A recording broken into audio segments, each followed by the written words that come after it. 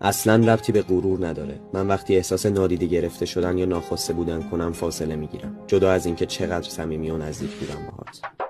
بعد حال خیابونا غمگینه مثل سوز گیتار.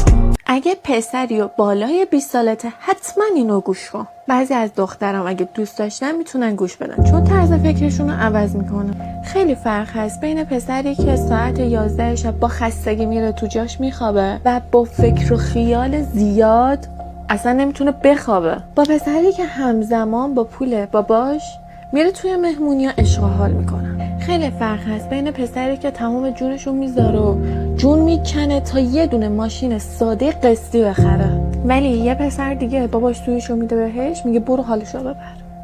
اینجاست که میگم بین پسر و مرد خیلی فرق هست. دختر خانومی که همچین مرد توی زندگی داری، به عنوان یه دونه خواهر میخوام بهت بگم هوای مرد زندگی تو داشته باش، از کسی که همون اول جلوش گذاشتن مرد درنه.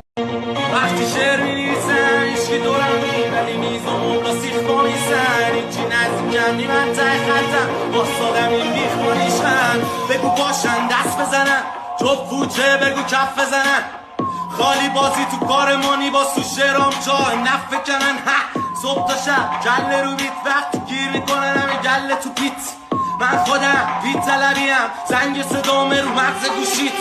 رسگله دستم خیری سکام حبس و پس بده نمیری. 2 روز نباشم بدن دردی انگاری خمار و خسته امیری. راهو نشون میدم بهت اونا ارزون میدن بهت.